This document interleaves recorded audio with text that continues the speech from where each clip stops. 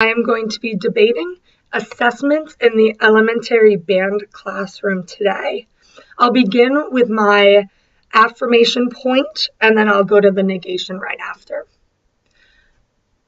Why should we have assessments in the beginning band classroom?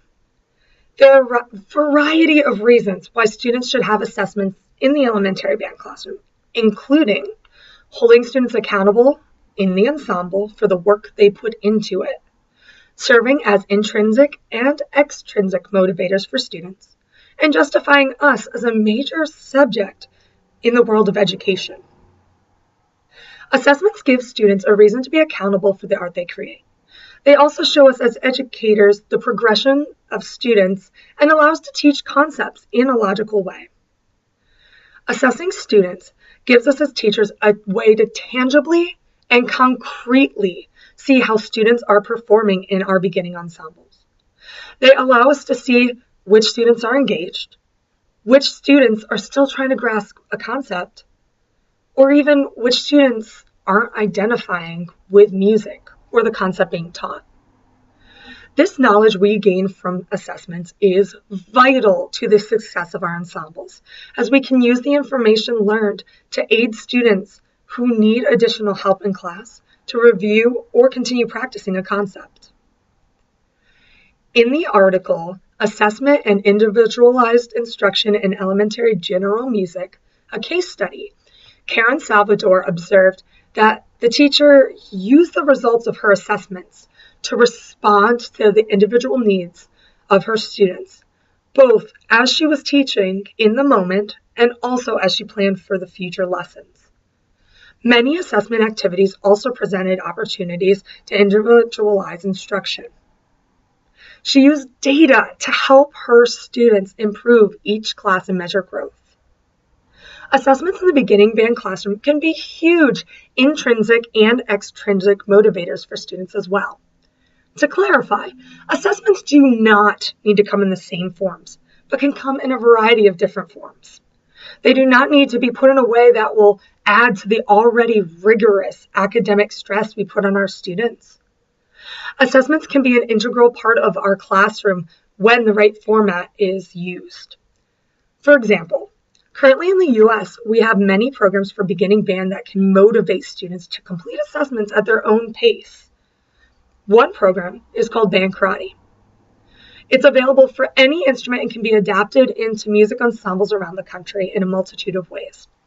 This program allows students to work at their own pace by completing karate belts, or in our case, assessments.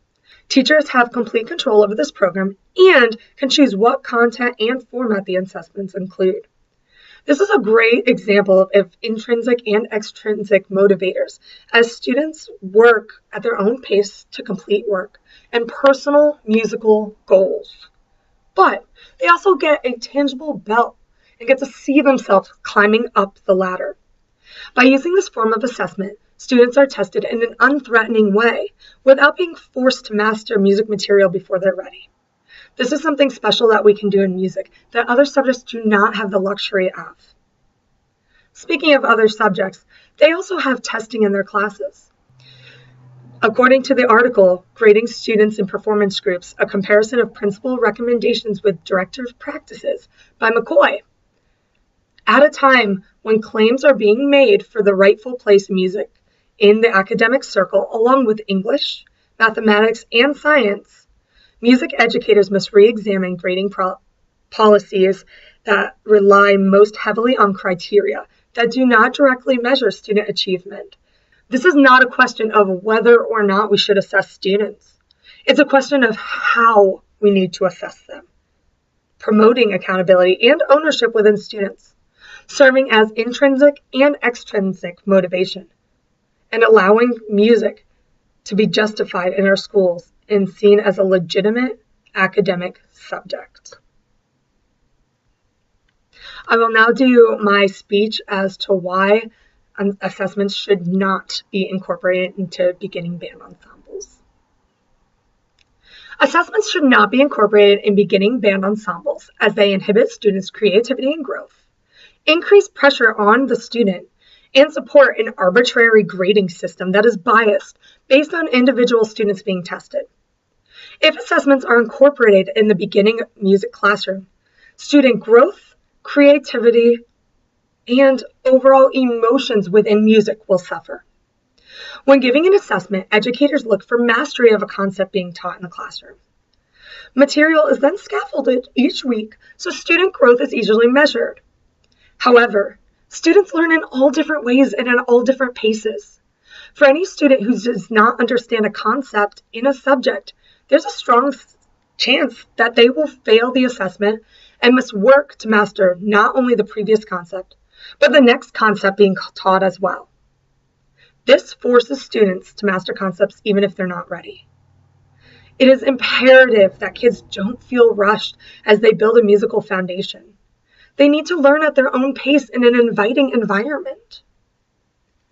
Assessments can also be extremely detrimental to the psyche of the beginning instrumental student in the music classroom as we strive to create a culture of reason where mistakes are okay.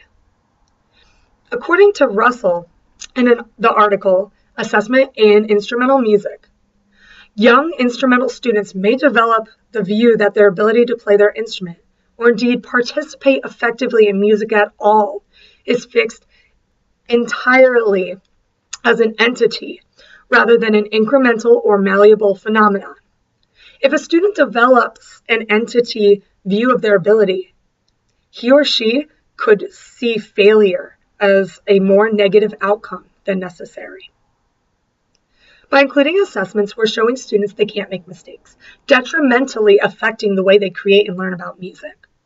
Beginning ensembles are about the exploration of music and building a strong musical foundation that will support students through their musical careers, not create more emotional stress.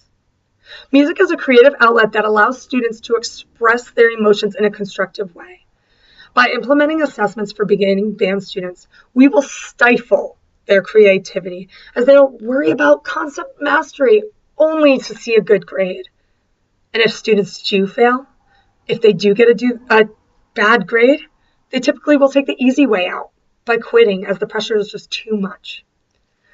Ensemble numbers are steadily decreasing in our schools, and implementing assessments will merely add to this problem. Consider the academic side of things, specifically testing pressures we put on students. Testing in our schools is already a huge problem as they are not limited to just standardized testing or practice for standardized testing, but unit tests, placement tests, tests that affect student growth, etc.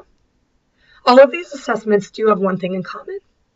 Besides the strain they put on our students, they also incorporate material that can be concretely graded.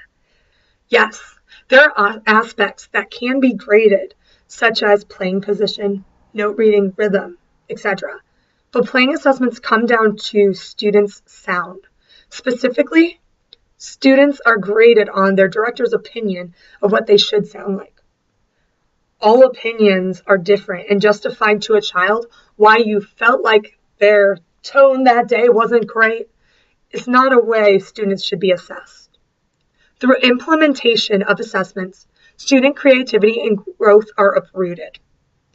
They are put under increased pressures that will drown their interest in music and support a skewed grading scale, which is why I am opposed to testing in the elementary music classroom.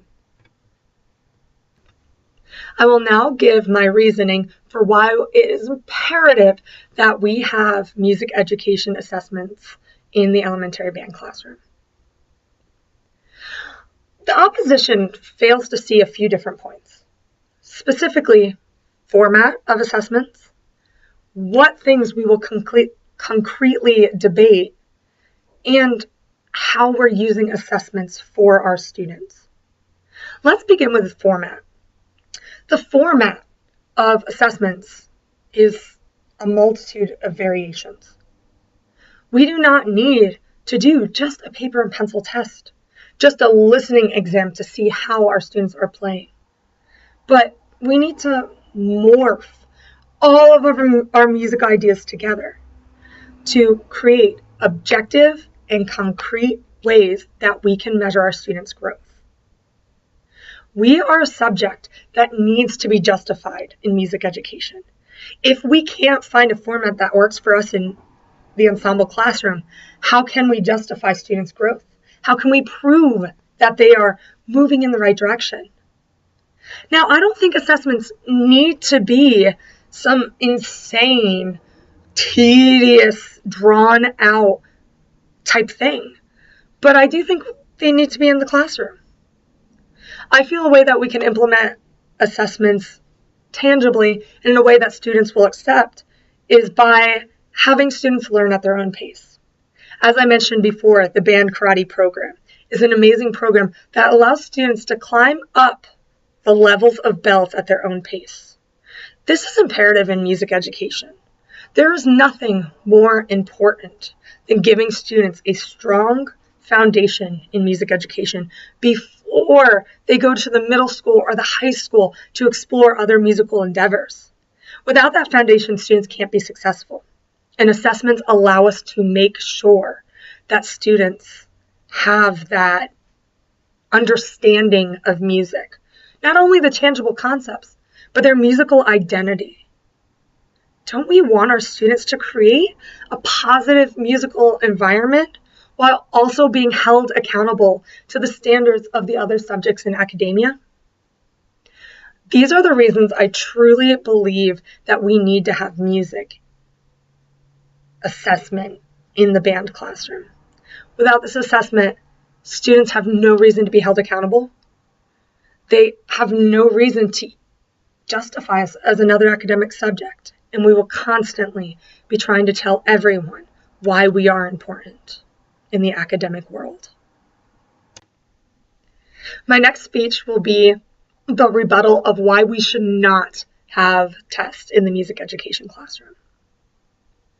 We should not have tests in the music education classroom.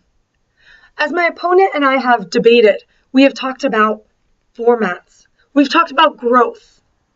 But I'd like to dive into formats a little more. My opponent claims that we can change the format of assessments. However, think of a standardized test. Think about tests that classroom teachers have to give. There are always parameters.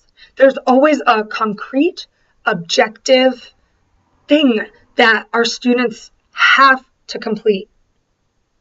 My opponent seems to think that students can learn at their own paces if we choose the correct format of assessment, but I wildly disagree. I don't think that students will feel that assessments are fun. Students will still feel the pressures when it's a test. Test anxiety, stress, do we really want to add that to our students? Moving on, my opponent also talked about the fact that music can be measured objectively. As I stated before, yes, music has objective qualities. However, music is bias and music is listening. When we assess our students, we have to listen to them play. We have to hear the tone quality, the notes coming out of their instrument. But by arbitrarily telling students, I don't like your tone today, we are not giving them a clear expectation of what music is. Music is emotions. Music is learning. Music is finding yourself and your musical identity. My opponent briefly talked about musical identity, but didn't talk about the creative aspects that we will lose if we put assessments into the classroom. They didn't focus on the pressure students will feel to perform well all the time. This will detrimentally affect our students. That is why I am in negation for assessments in our classroom, because I truly believe they will inhibit student growth. They will make sure that students cannot progress as they naturally should, and we will not be taking care of the entire child. I will now give my final speeches as to why I feel that we should have assessments in the music classroom. Again, there are a variety of reasons why we really should have assessments in the music classroom. If students can't see their growth, if they can't find a reason to hold themselves accountable, to participate in music, and find an emotional connection to it, we are not creating a successful ensemble. My opposition, time and time again, chose to ignore the fact that format and assessment is key, and we can create a culture of inclusive learning if we find a format that works for our students while also demonstrating their learning and growth. Overall, I see why my opposition feels that assessments can allow students to feel extra academic pressures. But if we work together, especially with our students and administration, to create a cohesive assessment that not only shows growth, but justifies us in academia, that gives students a reason that they want to continue in music with intrinsic and extrinsic motivators, we truly will have successful ensembles. It's because of all of these reasons that I truly feel that we need to have music education in our classrooms, and we need to have assessment as a major part of that education. This last speech will be my final statement for the entire debate, and it will be in negation of assessments in the music classroom. As I stated before, assessment is not needed in the music classroom. My opponent would love for me to tell you that we can change the format of assessments to make them fun, to intrinsically and extrinsically motivate students. They would love for me to say that assessments don't detrimentally affect our students or take away their creative license, that they cultivate music. But they don't. We can spend hours and hours trying to find the right assessment that will work for us, our students, and in the realm of academia, where our administrators and other subjects are trying to see why we're justifiable. But we won't find anything. We won't be able to line up our philosophies to make sure that every student feels unpressured by assessments. Assessments take away the creativity of our students. I feel that they can harm our ensembles, not only in numbers through the pressures of students get when they're assessing, but through the creative processes that we're killing. Students need creativity in the classroom because music is a way to express oneself in a positive way. It shouldn't crush students who are trying to learn within it and explore their musical identities.